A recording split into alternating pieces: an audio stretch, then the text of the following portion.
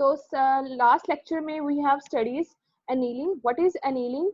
The red hot steel is heated, is allowed to heat 700 to 800 degree centigrade. हम लोग annealing में क्या किया था कि हमने 700 से 800 डिग्री सेंटीग्रेड उस पर हीट किया था रेड हॉट स्टील को. Then it allow to cool at room temperature, और उसे फिर कूल किया था रूम टेम्परेचर को very slowly, by which hard steel, जिससे हमारा जो हार्ड स्टील था वो सॉफ्ट स्टील बन गया था. That was the annealing. Now we will study the normalizing process. What is the normalizing process? Normalizing process में हम लोग क्या करते हैं, हम इसे अपर क्रिटिकल टेम्परेचर से अबव हीट करते हैं, 40-50 डिग्री सेंटीग्रेड तक हीट करते हैं. और हम नॉर्मलाइजिंग प्रोसेस क्यों यूज करते हैं, why we use the normalising process, हम उन स्टील पार्ट्स के लिए यूज करते हैं विच आर हैमर, जिनको हमने हैमर करना है, रोलिंग जिनकी बेंडिंग करनी है, हम उसकी इम्प्रूव करते हैं, टेंसाइल स्ट्रेंथ करते हैं, मशीन एबिलिटी इम्प्रूव करते हैं, उसके ग्रेन स्ट्रक्चर को इम्प्रूव करते हैं. That wise we use normalising process. जिसे हम अपर क्रिटिकल टेम्परेचर से ऊपर गर्म करेंगे, फिर उसे कुछ टाइम के लिए उस पर रख देंगे और फिर उसे एयर के थ्रू से ठंडा करेंगे. That is the normalising process. The normalizing of steel is carried out by heating above the upper critical temperature to single phase austenitic region to get homogeneous austenite, soaking there for some time and then cooling it in air to room temperature. Normalising में क्या करेंगे, हम उसे अपर critical temperature से above 40 to 50 degree centigrade उसे heat करेंगे, फिर उधर उस देर के लिए कुछ देर के लिए रख देंगे आएंगे टू गेट होमोजीनियस ऑस्टेनाइट. हम similar homogeneous same structure austenite get करेंगे. Soaking there for some time, उसे कुछ देर के लिए वहां रखेंगे. सोकिंग का मतलब होता है कि उसी टेम्परेचर पे मेंटेन करके कुछ देर के लिए रख देना. Then cooling in it air, फिर उसे एयर में उसकी कूलिंग करेंगे. That is the normalization process. Austenitizing temperature range जो होती है हाइपो ईयू टेक्टाइल स्टील के लिए क्या होती है and hyper eutectoid steel के लिए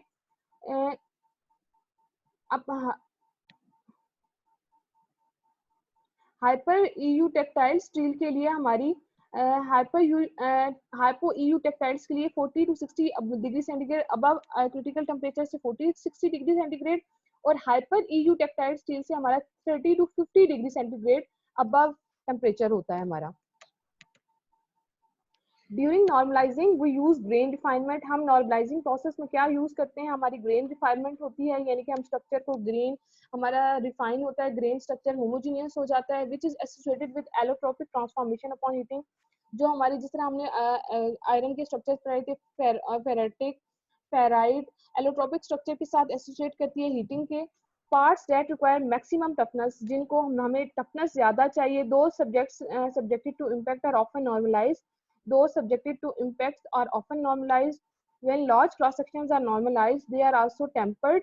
जब हम large sections को normalize करते हैं, they are also हम उसकी tempering करते हैं to further reduce stresses, ताकि हम stresses को reduce कर सकें and more closely control mechanical property. और mechanical property को लोग more closely उसे use कर सकते हैं, यानी कि mechanical properties को हम control कर सकें. हमें उसकी स्ट्रेंथ इंक्रीज करनी है, उसकी हार्डनेस इंक्रीज करनी है, तो हम इजीली हम उसकी मैकेनिकल प्रॉपर्टीज को कंट्रोल कर सकें. The microstructure obtained by normalizing depend on the composition of the casting. हमारा जो microstructure depend करता है वो उस casting की depends on the composition of casting which dictates its hardenability and the cooling rate. हमारा जो microstructure normalizing पे डिपेंड करता है वो किस पे डिपेंड करता है, casting process पे और उसके cooling rate पे. हमें उसके कूलिंग रेट से पता चलेगा कि हमें फाइन स्ट्रक्चर मिलेगा, कोर्स स्ट्रक्चर मिलेगा या मीडियम स्ट्रक्चर मिलेगा. देन हमारे पास है, ये देखिए नॉर्मलाइजिंग की, ये हमारे आपने आयरन कार्बन डायग्राम पढ़ी हुई है, तो आयरन कार्बन डायग्राम से आप लोग इसे देखें तो ये जो हमारे पास है ये वाली, ये हमारे पास है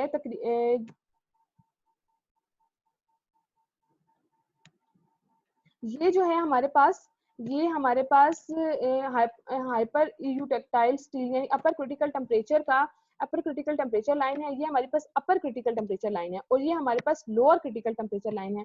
और अपर क्रिटिकल टेम्परेचर का जो टेम्परेचर होता है वो अबव 900 डिग्री सेंटीग्रेड होता है.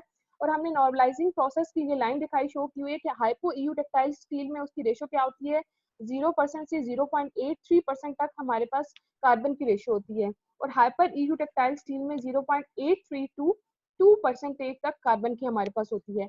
अब उन्होंने दिखाया हुआ है कि ये अपर क्रिटिकल टेम्परेचर लाइन से ये वाला जो सारा है नॉर्मलाइजिंग रीजन है, यहाँ इससे अबव हमारे पास इतना, इससे अबव टेम्परेचर को जब हीट करते हैं दैट इज द नॉर्मलाइजिंग। और ये हाइपो यू टेक्टाइल की स्टील की है लाइन है, और ये हाइपर यू टेक्टाइल स्टील की लाइन है।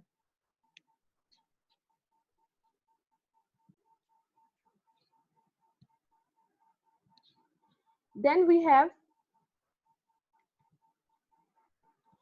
have to produce hardness. हम नॉर्मलाइजिंग का हमारा एम क्या है कि हम to produce a harder and a stronger steel, कि हम हार्ड और स्ट्रॉन्गर स्टील प्रोड्यूस करें। देन फुल एनीलिंग से टू इम्प्रूव मशीनेबिलिटी, हम मशीन एबिलिटी को इम्प्रूव करना चाहते हैं ताकि हम उसकी मशीनिंग पावर इंक्रीज कर सकें। मशीनिंग एबिलिटी का मतलब है कि हम उस पर स्टीलिंग कर सकें, हम उसकी टूलिंग करना चाह रहे हैं, मशीन एबिलिटी की पावर इंक्रीज कर सकें।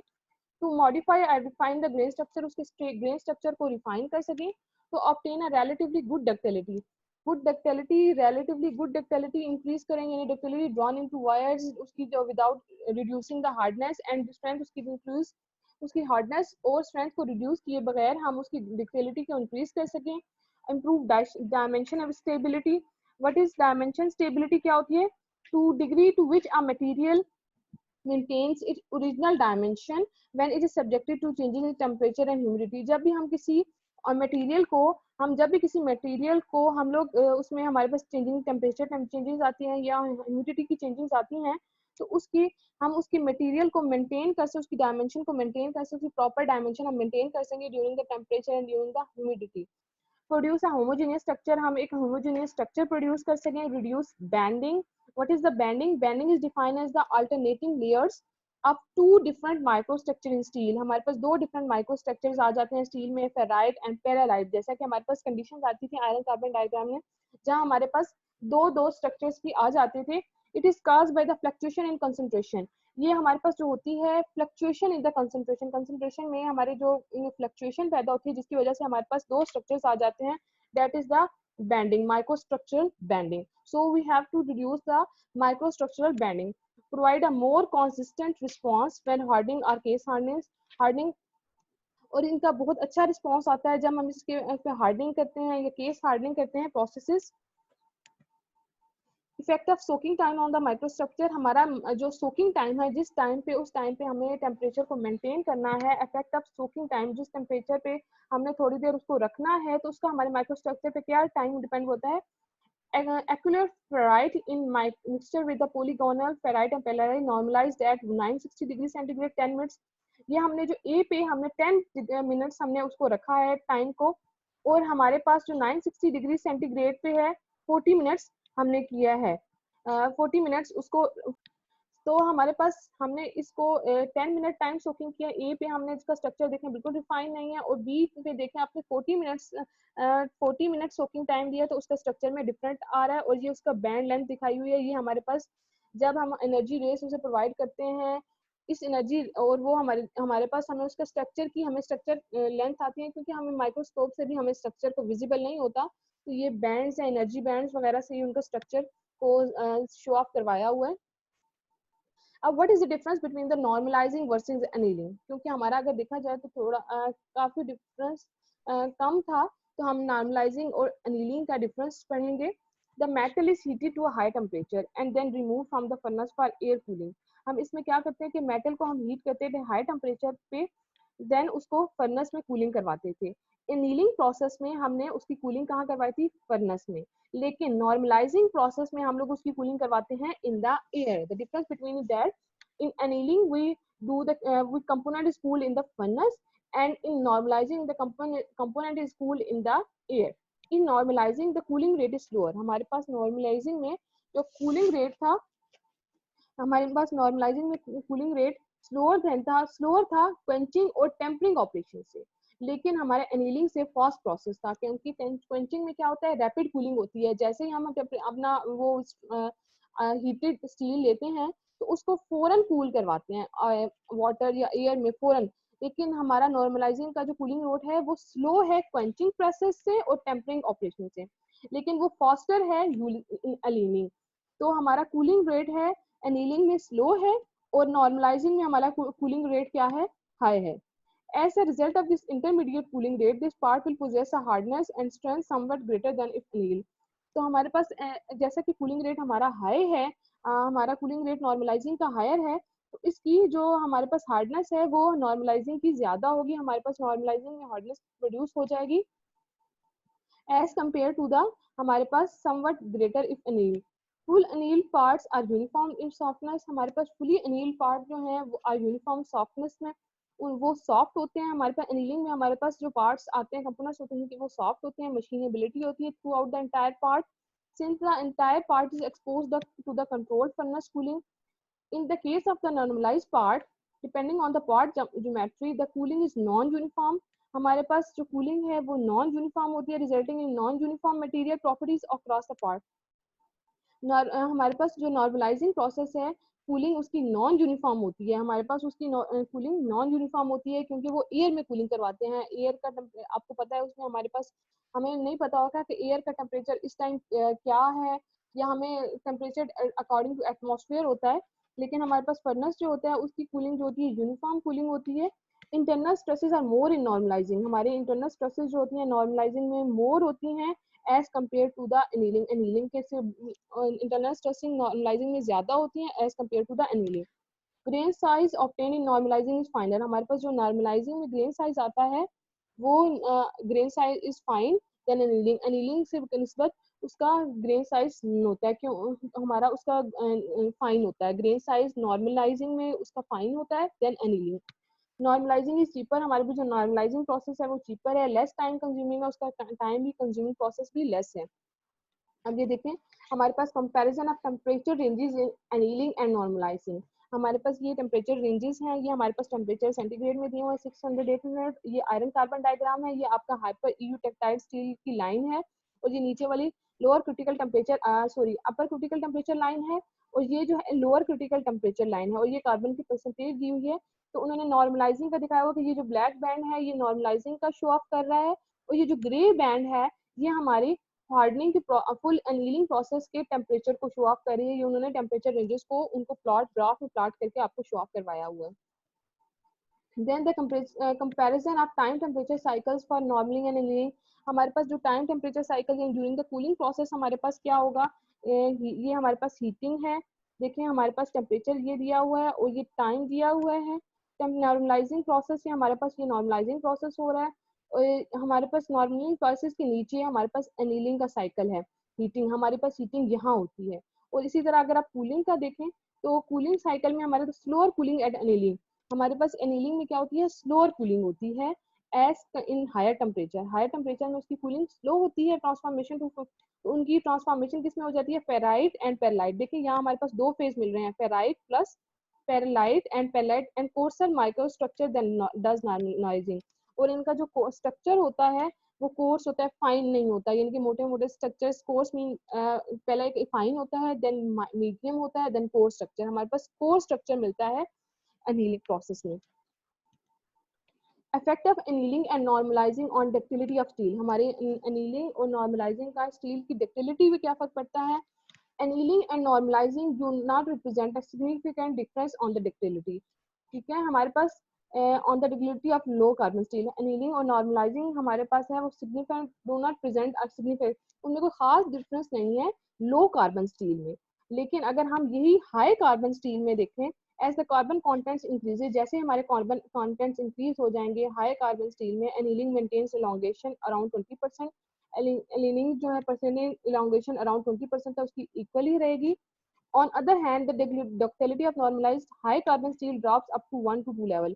इनकी डक्टिलिटी जो है हाई कार्बन स्टील में उसकी 1 to 2% लेवल उसका गिरा है. ये देखें ये उनका हाई परसेंटेज 2% इन इलॉन्गेशन, यानी कि उनकी स्ट्रेस लगाने से उनकी इलॉन्गेशन की जो परसेंटेज है वो drop up to 1 to 2% level. Normalising का ये देखें, नॉर्मलाइजिंग की ब्लू कलर की लाइन है और एनीलिंग की रेड कलर की लाइन है, और इसका जो लेवल है 1 to 2% इसका लेवल गिरा है जैसे ही हाई कार्बन से हमने कार्बन कॉन्टेंट्स की रेशियो इंक्रीज की है.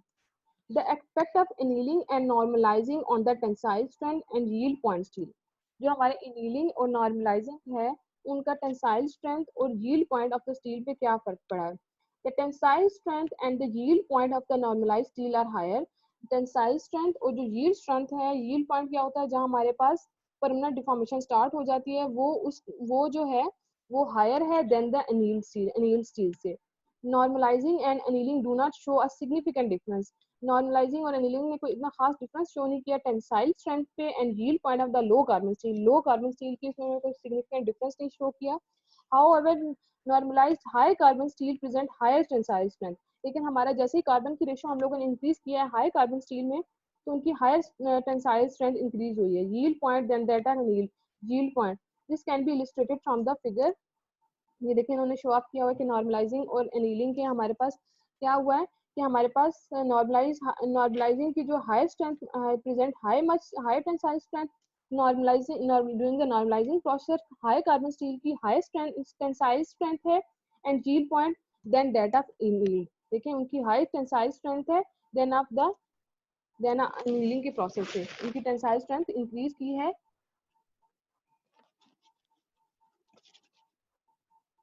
Effect of annealing and normaling on the hardness of the steel. ये इन्होंने हार्डनेस की उसकी हार्डनेस ऑफ द स्टील पे क्या इफेक्ट पड़ा है। Low and medium carbon steel का कोई फर्क नहीं पड़ा, can maintain similar hardness level, उनका हार्डनेस लेवल सिमिलर था। When high carbon steel are normalise, जब हाई कार्बन स्टील को normalise they maintain higher level of hardness. इसी तरह हाई जैसे कार्बन कंटेंट रेशियो हमने इंक्रीज की है तो ब्रिनल हार्डनेस नंबर हमारे पास टेस्ट होता है, ब्रिनल हार्डनेस नंबर जिसमें हम उसे इंडेंटेशन देते हैं, यानी कि हम उसे इंडेंटेशन देते हैं और हमारा जो हाई हार्डनेस होती है हम उधर से हाई हार्डनेस का टेस्ट होता है, ब्रिनल हार्डनेस टेस्ट, उधर से हमारे पास ब्रिनल हार्डनेस नंबर आता है। तो हमने उनको ब्रिनल हार्डनेस नंबर्स को वाई एक्सिस पे रखा है और कार्बन कॉन्टेंट्स को ऑन द एक्स एक्सिस रखा है। तो हमारे पास क्या फर्क आया है कि normalising maintain higher level of hardness, normalising process की हाई हार्डनेस आई है then the annealing.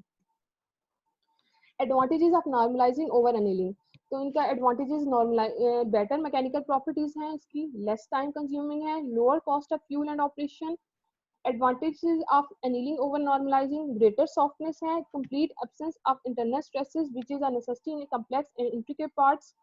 Advantage of annealing, annealing के advantage जो normalizing पे हैं उसमें उसकी soft हो जाता है, क्योंकि आपको पता है annealing का process ही हम softening के लिए यूज होते हैं। complete absence of internal structure, internal stresses which is a necessity in complex and intricate part।